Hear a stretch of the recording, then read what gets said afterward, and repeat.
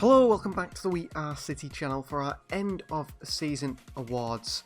This is where we go through all the players' stats for the season and all the other leagues around the world. And we are going to kick it off first with the player stats, and also at the end of the episode we will reveal to you what you voted for: our most underrated player of the season, our young player of the season, and our player of the season. So let's first get into it with the player stats. So our most used players this year were, in this season one, Cancelo and Jack Grealish, both playing 51 games for the club this season, which is a really good return from those. Ederson played 49 as well as a goalkeeper, and our least used player, it seems, as we scroll down here, is in fact, well, first team player we'll say. Zach Steffen played only 13 games, Nathan Ake 15. I mean, Cole Palmer even got 19 games while on loan, so they weren't used very much. And also Fernandinho, only 20 games for the club this season. Got plenty of players out on loan. As for top goal scorers, now of course Ferran Torres isn't included in this, guys, because of the issues we had with Ferran Torres and Kyle Walker, but I'll tell you now,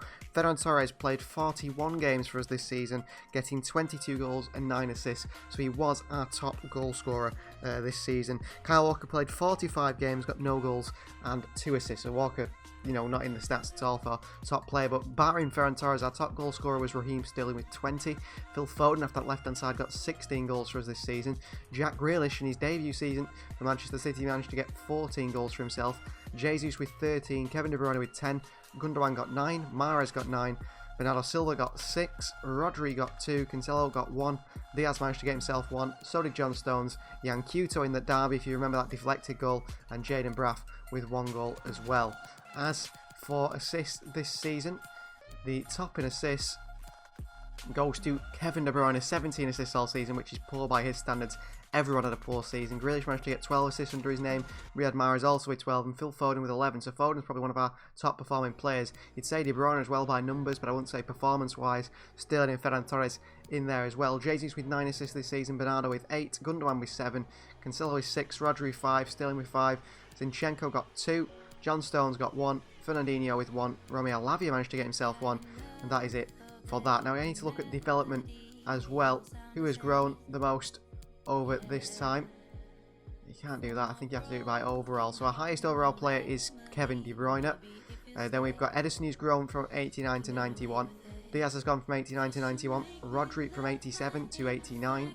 Raheem Sterling has grown by 2 to 89. Laporte has gone up to 89 from 86. Foden from 84 to 88, so grown by 4.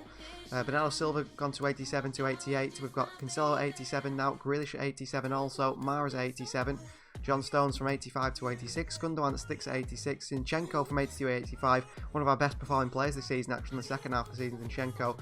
Jesus gone up to 85, Steffen to 82, Pedro Porro out on loan from 80 to 82, Yangel Herrera has gone from 78 to 80 on loan, Fernandinho has gone down from 84 to 79, Ake has gone up to 79, Ikatukuru has gone to 76 while on loan, Bustos to 75, Kaiki from 69 to 74, very successful loan for 6 months for him away at Getafe.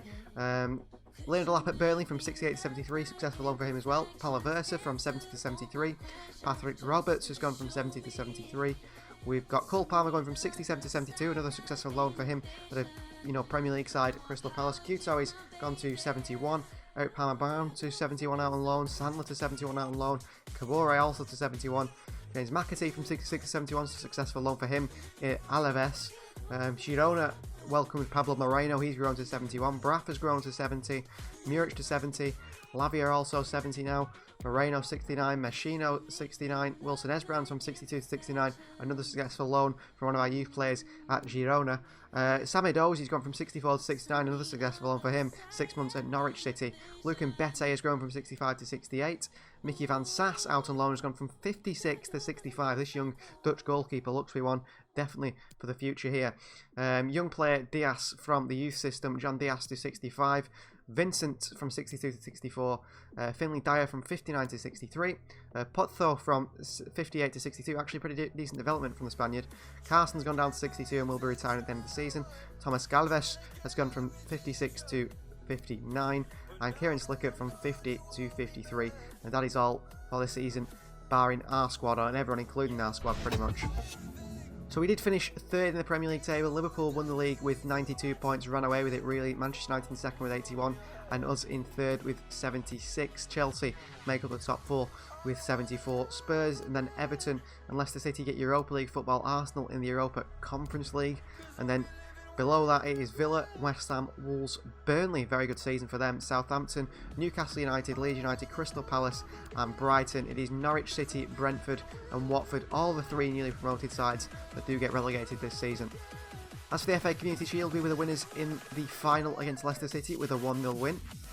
Emirates FA Cup winner was of course us again with a 2-0 win over Manchester United in the final. Carabao Cup winner was Arsenal. They managed to beat Everton. They beat us on the way, didn't they, in the quarter-final, was it? 3-0. And they went on to win the competition against Everton. The UEFA Super Cup was won by Chelsea, 2-1 against Villarreal. The UEFA Champions League final is yet to be played, but the final is between Real Madrid and Paris Saint-Germain. Chelsea knocked out the PSG on the way, Real Madrid knocked out Borussia Dortmund on the way. And same goes to Europa League. The final will be between Atletico Madrid and Bayer Leverkusen. And as for the Europa Conference League, now it's Cadiz who's managed to make it all the way to the Conference League final against Jose Mourinho's Roma. Something to touch on is the top goal scorers in the Premier League, and you see there Sadio Mane and Mo Salah getting 24 and 22 goals each, hence why Liverpool won the league. Even Henderson in there with 14 goals. Calvert-Lewin got 21. Our top goal scorer, Dwight McNeil got 13 for Burnley. Clearly Burnley been doing well. Our top goal scorer there, Phil Foden with 12. Of course, I think it was Ferran Torres, in fact, with 13. And the top in assists was Kevin De Bruyne and Grealish, tied on 11 assists each. Sadio Mane there as well, also with 11.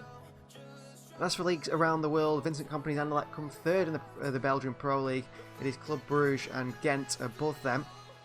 Then we move on to not Brazil, not the Chinese Super League. They're the Danish League, Copenhagen are top. They've only played 22 games, although there is only 12 players in that league. Championship was won by West Brom, so they're coming back up, and so is Sheffield United. There's between Bournemouth, Fulham, Middlesbrough and Reading to come back up in the playoff. I think it will be between Bournemouth and Fulham. Ligue 1 was not won by PSG, it was won by Lyon. Lyon finished with 99 points. PSG down in third, below AS Monaco. Very poor season for the side that has signed Lionel Messi. The Bundesliga again wasn't won by the big boys. Borussia Mönchengladbach win the Bundesliga. Dortmund in second, Leipzig in third, and it's Bayern Munich down in fourth position. Well, it looks like their manager Julian Nagelsmann may be sacked. The Serie A was won by Napoli, not Juventus. They came second, Inter Milan in third and AC Milan in fourth. Ajax did complete what you expect them to win, another Eredivisie title. 72 points, top of the Dutch league. PSV in second, AZ Alkmaar in third and Feyenoord in fourth. Liga NOS was won by FC Porto, Benfica in second, Sporting in third and Braga in fourth. And finally La Liga, Ronald Koeman leads his side, Lionel Messi less Barcelona to the winners' medal. La Liga trophy, 93 points. Nowhere was anywhere near him. Sevilla finished second, Real Madrid in third, Atletico Madrid in fourth, and then it is Villarreal in fifth and Real Sociedad in sixth. Bilbao, Betis, Osasuna, Cadiz who managed to get to that final, Valencia down there, and Celta in 12th and 13th. Mallorca, Alaves and Levante all relegated. You see there, Raheem Sterling got 6 in 6 as well in the FA Cup for goals scored. And now we have finished our end of season roundup. It's time to get in to what you guys voted our end of season awards. So these are the results, guys, for the end of season awards for season 1 on our FIFA 22 career mode. We didn't have the best of seasons, did we? But you guys have been voting, all fan voted, and these are results. Young player of the season is Phil Foden, who managed to get 85% of the vote. So you guys were very, very much convinced on Phil Foden winning young player of the season. Then to the far right hand side, underrated player of the season. You guys voted 67% you believe Kevin De Bruyne was our most underrated player of the season. And then finally it is the player of the season, and you guys voted for Ferran Torres. 68% of you thought Ferran Torres was our player of the season, won everything, was the best out of everyone. Now there's a lot of comments as well. I was surprised Raheem Sterling didn't win it, because I think Sterling had a good season, but you guys voted for Ferran. So there are the results of your guys' votes and the players who have won those prestigious awards for the end of season 1. And we've got some news before we go into season 2 coming very soon. It is this right here. The board have decided to keep Pep Guardiola, and Pep Guardiola will stay on at Manchester City for the last year of his contract. Whether he gets offered a new contract, whether Pep decides to stay in Manchester for another season after season 2, we'll have to find out. But Pep Guardiola will stay, and season 2 is coming. Thank you very much for watching. Please do like the video if you haven't already, subscribe to the channel if you're new, and get ready for season 2 FIFA 22.